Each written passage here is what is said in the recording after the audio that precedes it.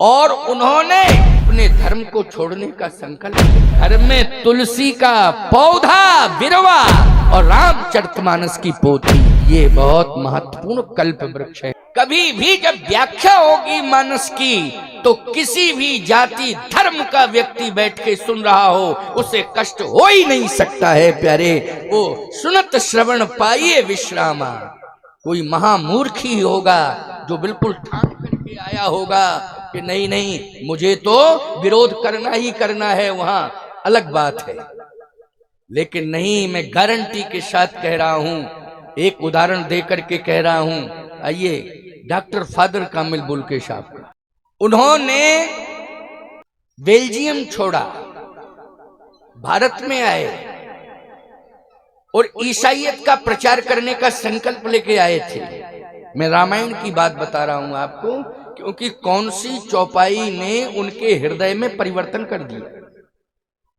इस भाव से वो कथा सुनने नहीं आए थे कि मुझे रामायण से प्रेम है, इस भाव से कथा सुनने आए थे कि लोग इस ग्रंथ को सुन के पागल क्यों हैं। जिस गांव में जाता हूं उसमें रामायण हो रही है, कहीं अखंड चल रही है, कहीं लोग चबूतरे पर बैठ करके 10-20 लोग बैठ के सुन रहे हैं, या कोई बातचीत कर रहे हैं तो दोहा छंद सोरठा चौपाई कोई ना कोई निकल ही जाता है बातचीत के क्रम में।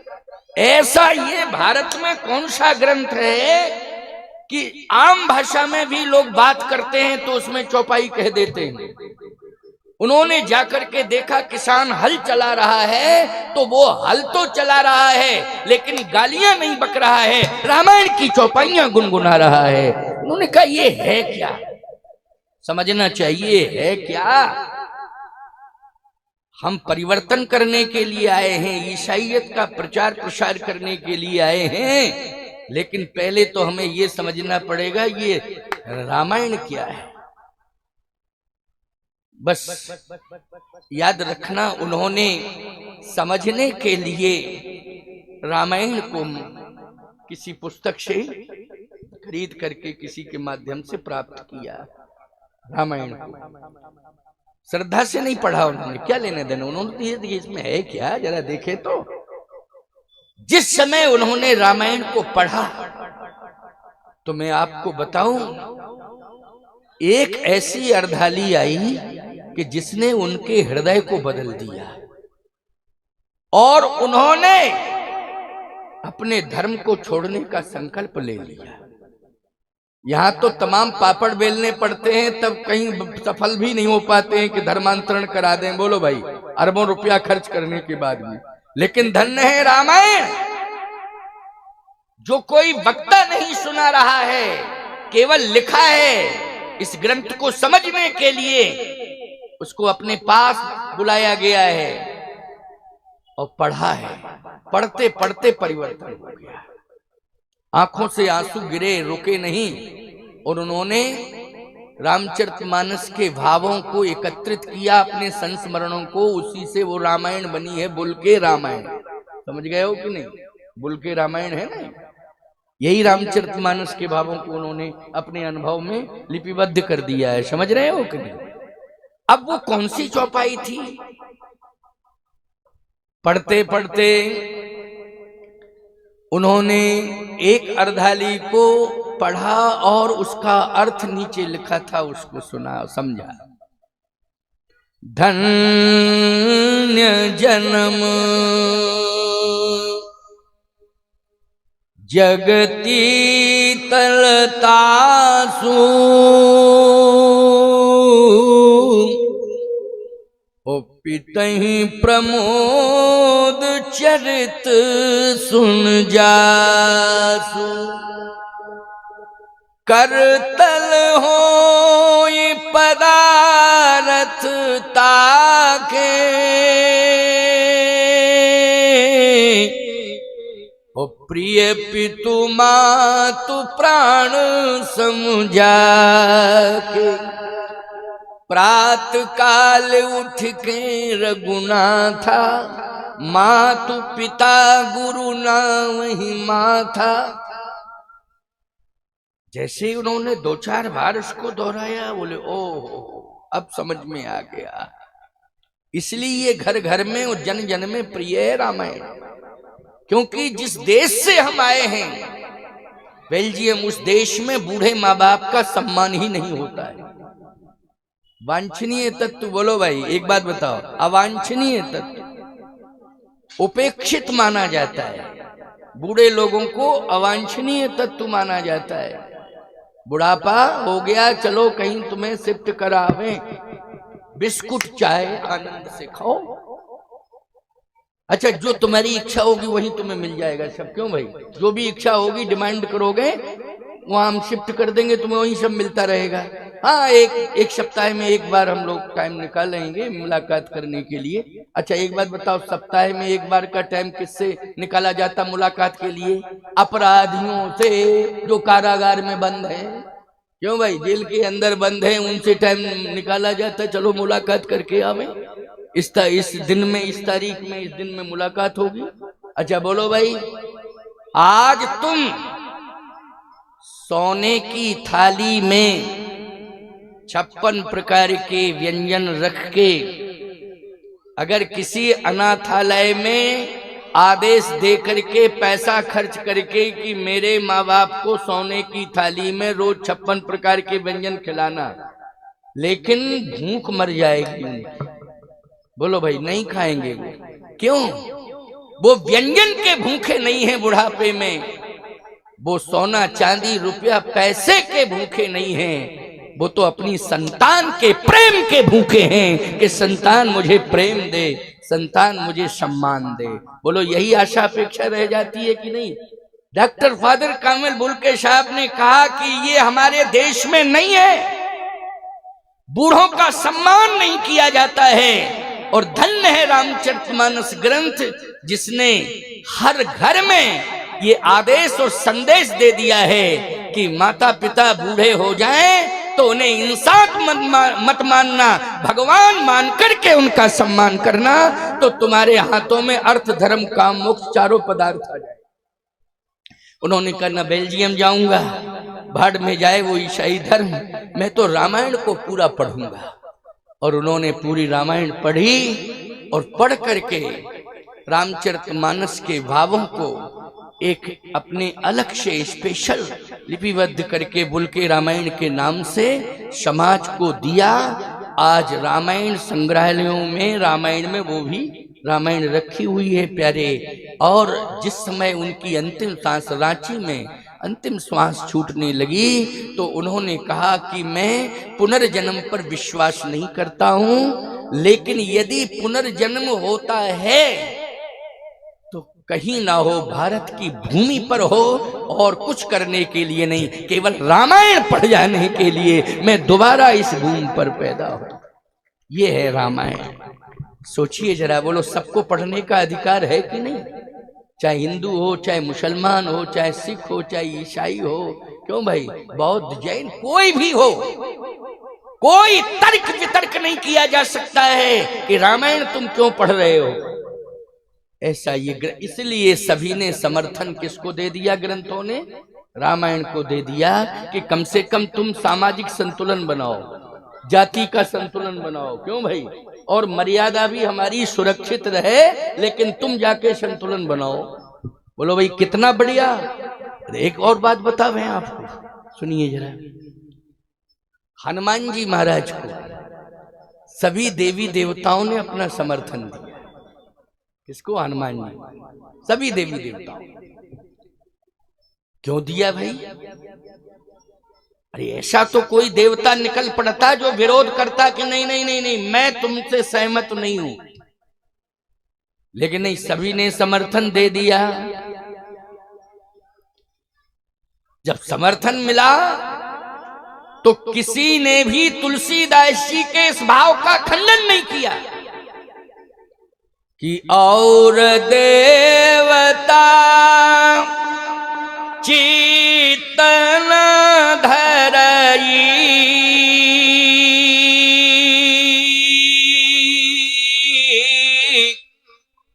ओ हनुमत से सर्व सुख करई।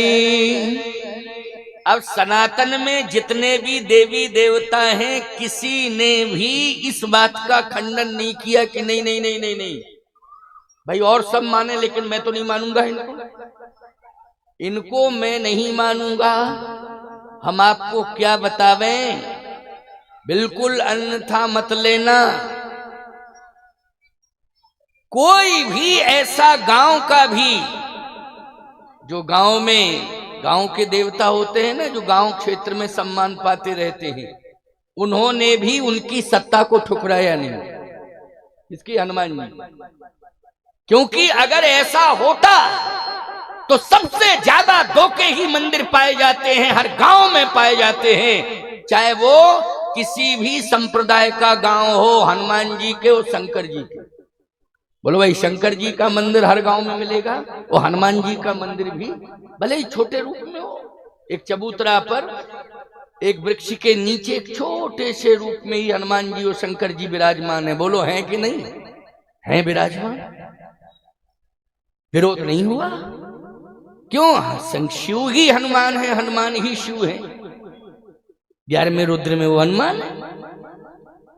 सभी देवी देवताओं ने अपनी अपनी शक्ति दे दी है हनुमान जी को कि चलो हम सब स्वतंत्र हैं, अब आप संभालो।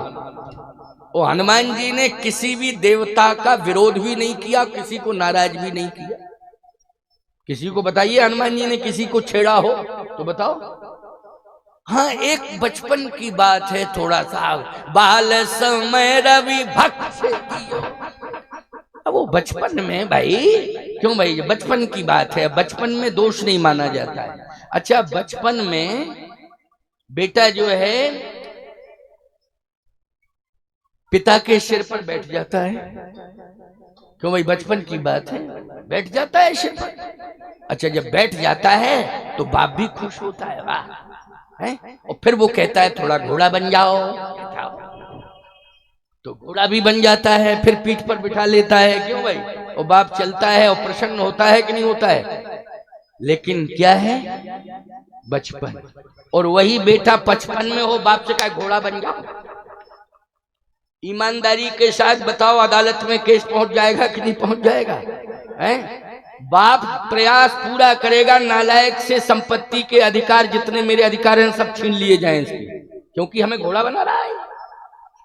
भाव बदल गया, विचार बदल गया। तो वो जो गोस्वामी जी ने लिखा है, बाल समय रवि भक्ष लियो तब तीनों लोक भयो अंधियारो, ये बचपन की बात।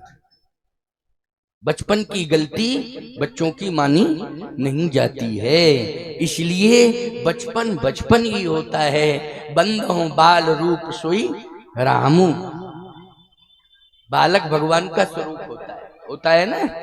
अच्छा, एक बात बताओ, आपके घर में कन्या है, बच्ची छोटी सी, उसका पूजन करते हो कि नहीं करते हो? कन्या पूजन, गौ पूजन, गुरु पूजन, है ना, ये हमारे यहाँ पूजन होते हैं ना। गंगा पूजन, पृथ्वी पूजन, भूमि पूजन, ये सब होते हैं। तो कन्या पूजन भी है उसमें, है?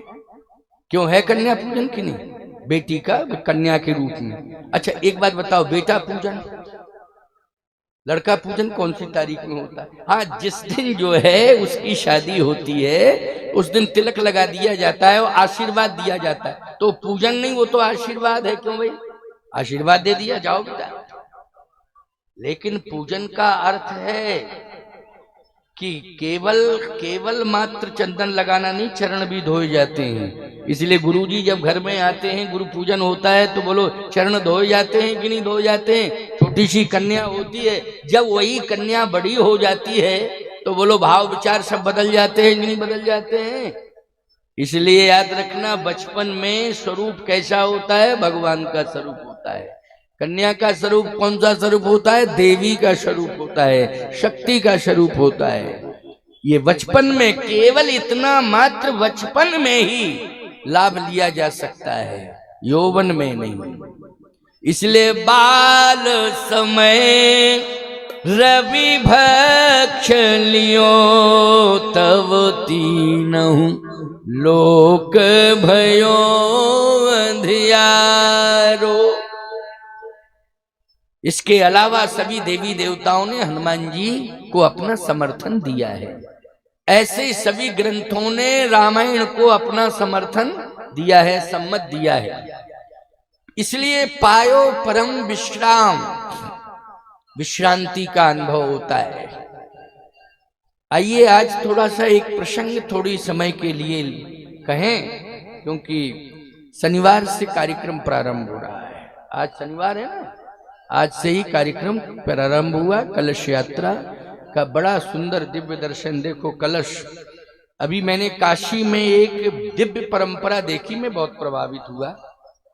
लगभग 4-5 हजार कलश थे, बड़ी लंबी कलश यात्रा निकली थी। लेकिन कलश इतने बड़े तो नहीं थे, मिट्टी के ही थे। थोड़ा बड़ा कुल्हड़ जो होता है ना, उससे थोड़ा बड़ा स्वरूप था। उसको पता नहीं क्या कहते, मिट्टी का। उसमें तुलसी रखी थी, 5000 तुलसी। आपने श्रीफल का प्रयोग किया, उसमें तुलसी। वो दृश्य मुझे बहुत प्रभावित कर गया। मैंने कहा ये तो बहुत ही सुंदर परंपरा, क्योंकि ये श्रीफल है, ये भी श्री है, और तुलसी भी हरिप्रिया है। क्यों भाई, वो क्या है? हरिप्रिया है।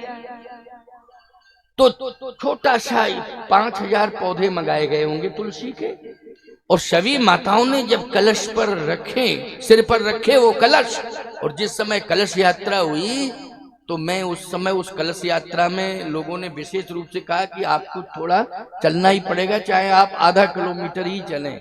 लेकिन क्योंकि वो वीडियो चल रहा था, फोटोग्राफी हो रही थी और लाइव भी चल रहा था, इस तरह से लोगों ने कहा, तो मैं बैठा तो आनंद ले रहा था। मैंने कहा कि अब ये क्या होगा? बोले महाराज जी, ये उद्देश्य मेरा है कि श्रीफल तो लोग तोड़ लेंगे, क्यों भाई, और प्रसाद के रूप में स्वीकार कर लेंगे, या कालांतर में इसको श्रीफल को किसी नदी में, सरोवर में विसर्जित कर देंगे। इसकी तिथि और इसका समय सुनिश्चित है। लेकिन तुलसी अगर हर घर में पहुंचेगी तो 5000 घरों में तुलसी पहुंचेगी, पूजा भी होगी, और तुलसी से तुलसी बढ़ती रहेगी। क्या बात है, क्या सुंदर भाव है। तो इसलिए ये कलश बहुत अच्छे लग रहे हैं। ये कलश यात्रा का दर्शन हमें यही हो रहा है, ये कलशों के माध्यम से। तो वहां अद्भुत दृश्य था वो। तो प्यारे, 2 तुलसी, एक तो तुलसी और दूसरे तुलसीदास, इन दोनों में क्या अंतर है? ताप हरत तुलसी जगत, तम हर करत प्रकाश, दो तारण तरण है, तुलसी तुलसीदास। घर में तुलसी हो और घर में तुलसी कृत रामायण हो। तुलसी की सभी पूजा कर सकते हैं, वो लोग कर सकते हैं कि नहीं? बालक से लेकर के बूढ़ा रामायण को सभी पढ़ सकते हैं। बालक, बूढ़ा, युवान, कोई भी हो, सब रामायण पढ़ सकते हैं। तुलसी की पूजा सभी कर सकते हैं। और तुलसी की पूजा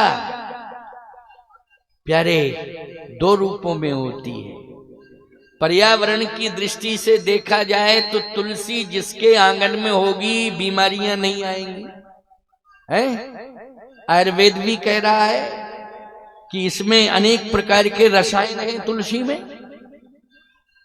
इसकी सुगंध जिस घर में रहेगी, और वो सुगंध यदि नासिका के माध्यम से तुम्हारे अंदर प्रवेश करती है तो तुम्हें पता नहीं लगेगा, बड़ी से बड़ी बीमारी समाप्त हो जाएगी।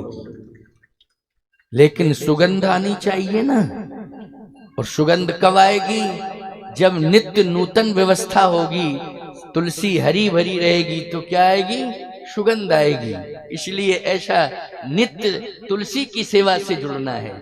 अच्छा, हृदय परिवर्तन कब आएगा? जब नित्य रामायण को सब पढ़ेंगे, तुलसी कृत को, चाहे 2 दोहा ही पढ़ो, 1 दोहा पढ़ो, 2 पढ़ो, 5 पढ़ो, तो नित्य पढ़ने से क्या होगा? हृदय परिवर्तन होगा निश्चित रूप से। तो तुलसी की सुगंध हमारे अंदर पहुंचे और रामचरितमानस की चौपाइयां हमारे अंदर पहुंचे, निश्चित रूप से व्यक्ति को आरोग्यता भी मिलेगी और दिव्यता भी प्राप्त हो जाएगी। सारे के सारे दोष शनै शनै शनै शनै दूर होते रहेंगे। तुलसीदास जी महाराज ने ऐसा ग्रंथ दिया ये रामचरितमानस, और तुलसी दास उनका नाम रखा। धन्य है उनके माता पिता। वैसे राम बोला नाम था, लेकिन श्री गुरुदेव नरहर दास जी महाराज ने उनका नाम क्या रखा? श्री तुलसीदास। नरहर दास जी ने उनका नाम, हमारे चित्रकूट में ही नरहर दास जी का आश्रम है, कामदगिर के ऊपर कुटी उनकी आज भी बनी हुई है। उस कुटी को धीरे धीरे वो करते रहते हैं, हम लोग संभालते रहते हैं, तो उसके अवशेष कुछ दिखाई देते हैं। जहाँ नरहर दास जी रहते थे वो स्थान है, वहां पर एक वृक्ष है, वो बड़ा अद्भुत है कामदगिर के ऊपर। तो तुलसीदास जी महाराज ने वहीं दर्शन किया था श्री नरहर दास जी महाराज का। वहीं गुरु के रूप में श्री तुलसीदास जी महाराज को नरहर दास जी महाराज मिले। काशी गए, अयोध्या गए, फिर तो भ्रमण करते गए, लेकिन कहां पर दर्शन हुआ उन्हें? राजापुर चूंकि समीप में है, इसलिए कामदगिरि भगवान की परिक्रमा दर्शन करते समय श्री नरहर दास जी जैसे गुरुदेव मिले। सीधी सी बात यह कि कामतानाथ भगवान ने ही तुलसीदास जी को नरहर दास जी से जोड़ दिया और कहा कि इन पर कृपा करो, इन्हें आशीर्वाद दो, ये बालक जो है तुलसीदास बन जावे, और ऐसा तुलसीदास बने कि विश्व वंदनीय हो गए। बोलो हो गए कि नहीं? तुलसीदास जी क्या हो गए? विश्व वंदनीय हो गए गुरु के आशीर्वाद से। गुरुदेव के आशीर्वाद में बहुत बड़ी क्षमता है, बहुत बड़ी ताकत है। तो हनुमान जी को भी प्रभु राम मिले तो पर्वत के माध्यम से मिले, तुलसीदास जी को गुरुजी मिले तो किसके माध्यम से मिले? पर्वत के माध्यम से मिले हैं। मैं एक बात बता दूं आपको, लक्ष्मण जी महाराज को भी जीवन मिला है तो पर्वत के माध्यम से मिला है। द्रोणागिरि पर्वत चुनौती थी। लक्ष्मण जी महाराज जिंदगी मौत की लड़ाई लड़ रहे थे, लेकिन ईमानदारी के साथ बताओ वो औषधि किसने दी है? पर्वत ने दी है, उसका नाम है द्रोणागिरि पर्वत। तुलसीदास जी महाराज भी विपन्नता में थे, उपेक्षित थे। तुलसीदास जी को कभी कभी किसी दिन भोजन भी नहीं मिलता था। रामायण में नहीं, उन्होंने स्पेशल गोस्वामी तुलसीदास जी ने बने पत्रिका में लिखा है, चाटत रहो स्वान पातरी जिम। तुलसी बाबा कह रहे हैं स्वान पातरी जिम, कहीं भी मिल जाए, किसी का भी पड़ा हो वो मिल जाए, पेट भर ले, कुछ भी मिल जाए, कहीं भी मिल जाए, पेट तो भर लूं कम से कम। ये कार्य कौन करता है बोलो? कहीं भी पड़ा हो, कुछ भी पड़ा हो, कुत्ता तलाशता रहता है, स्वान जिसको कहते हैं। लेकिन हम लोग तो महापुरुषों के लिए वो नहीं कह सकते, परंतु एक महापुरुष अपना बयान दे रहा है, अपनी वाणी में दे रहा है, हम तो माध्यम बने हुए। चाटत रहो स्वान पातरी जिम, तहु न पेट भरो सो। इसके बाद भी मैं भूखा रहता था, लेकिन जब से मुझे गुरुदेव मिले और उन्होंने श्री राम मंत्र दिया और श्री राम मंत्र का जप मैंने किया, श्री राम जी की शरणागति मैंने स्वीकार किया, तो वो राम मंत्र मेरे जीवन में कल्प वृक्ष बन गया, तुलसीदास जी ने कहा, और मुझे आज सब कुछ मिल रहा है। मोरे तो राम को नाम कलपुतर, कल कल्याण परोसो। श्री राम मंत्र, राम जी का नाम, संत का दर्शन, मिलन, उसकी कृपा, आज मुझे कल्प वृक्ष मिल गया। क्या मिल गया? कल्प वृक्ष।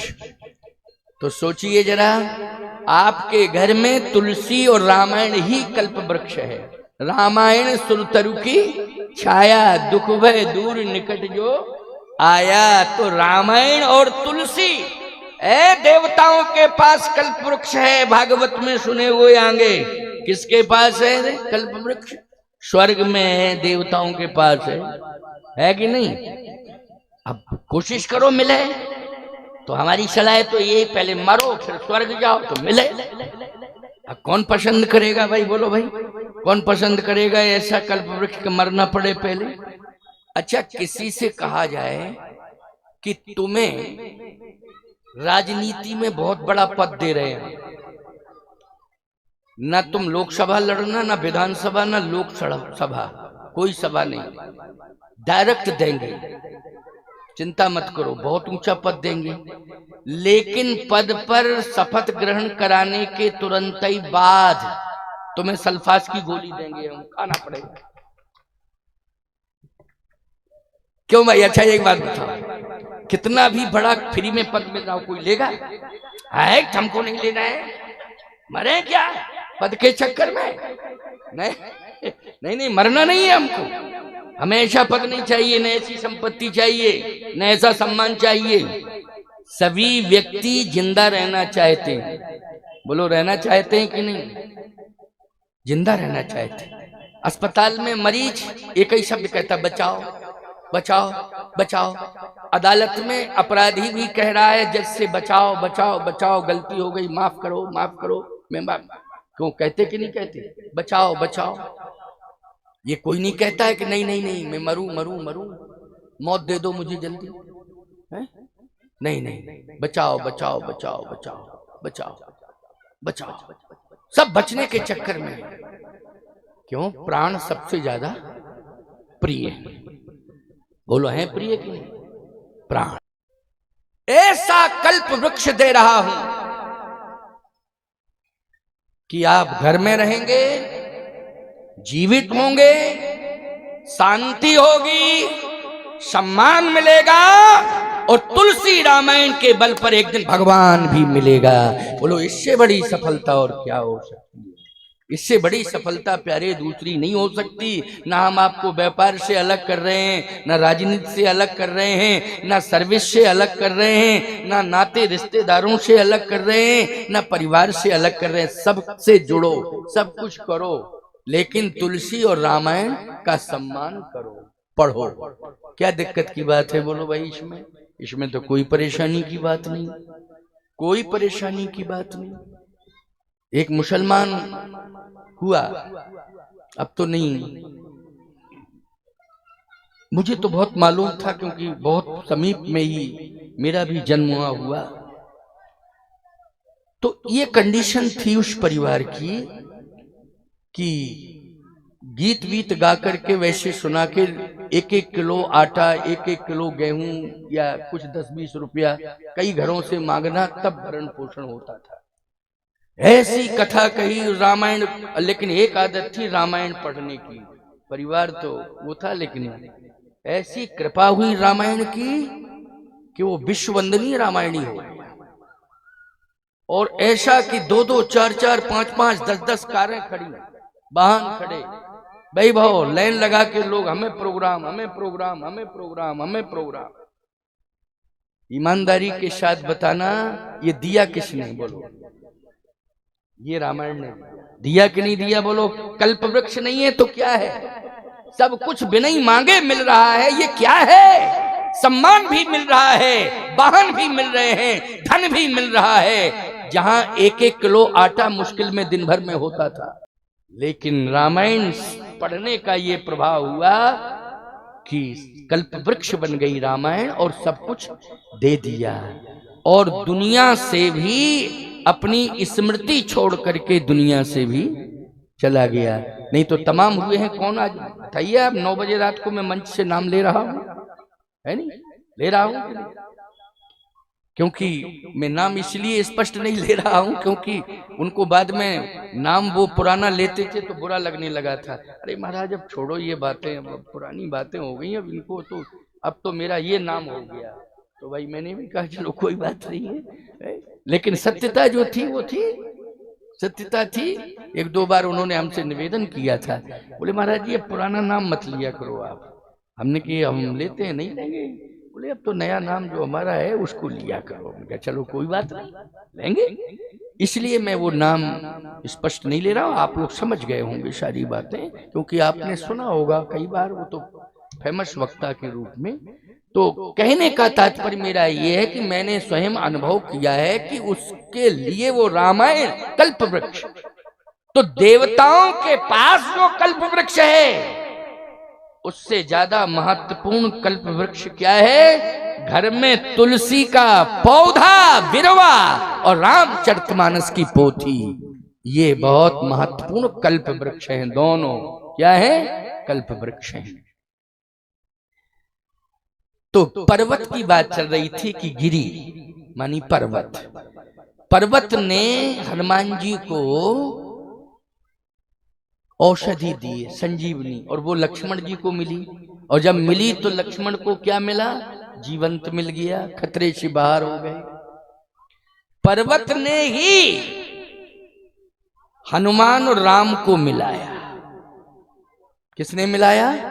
पर्वत ने हनुमान जी को और राम जी को मिलाया। आप कहोगे महाराज ये पर्वत, इसमें क्या विशेषता है?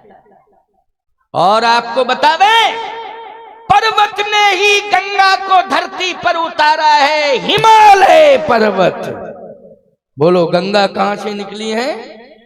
पर्वत से निकली है कि नहीं? वो कौन है? पर्वत है वो। गंगा जो संपूर्ण दुनिया को, संपूर्ण जीवों को मुक्ति दिला रही है। गंगे तव दर्शनाथ मुक्ति, मुक्ति दिला रही हैं। उनका उद्गम कहां से हुआ है? पर्वत से। मंदाकिनी मैया जो पापों के, पाप नाती पोते जो पापों के होते हैं ना, उनको नष्ट करने की ताकत है, लेकिन निकली कहां से है? पर्वत से। नर्मदा जी कहां से निकली है? पर्वत से। राम जी और हनुमान जी मिले, माध्यम कौन बना? पर्वत।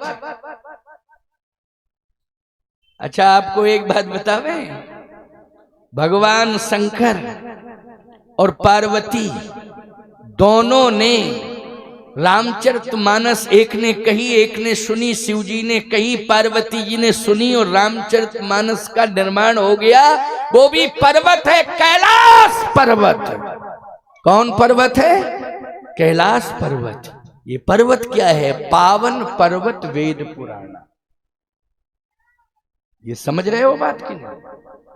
हमारे यहां पर्वतों में वेदों का सार छिपा हुआ है, इसलिए पर्वत की परिक्रमा की जाती है। वृंदावन जाते हो तो किसकी परिक्रमा करते हो? गोवर्धन में। पर्वत की करते हो कि नहीं? बोलो सार छिपा है कि नहीं? परमात्मा छिपा है तभी तो। अच्छा चित्रकूट जाते हो तो किसकी परिक्रमा करते हो? कामदगिरि की। तो कामदगिरि की परिक्रमा करते हो तो क्या है? उसमें परमात्मा ही तो छिपा हुआ है, तभी तो परिक्रमा करते हो। पर्वतों की परिक्रमा होती, उनमें कौन है? परमात्मा। मैं कहता हूं कि माताओं, तुमने आंवला पूजन किया? अक्षय नवमी को क्या किया था? बमूल का पूजन। अच्छा आंवले का किया। थोड़ा हमको कम सुनाई देता है, बुरा मत माना करो। थोड़ा मशीन लगवा के आएंगे अब अगले बार जब आएंगे, है ना। आंवला पूजन किया, इसका मतलब उसमें भगवान है तभी तो किया है तुमने पूजन। भगवान है तभी पूजन किया है। बट सावित्री व्रत करती हो, बट का पूजन करती हो कि नहीं करती हो? क्या है उसमें? भगवान का वास है। पीपल का पूजन करती हो, किसका वास है? भगवान का वास है। इसका मतलब है पर्वतों में, वृक्षों में किसका वास है?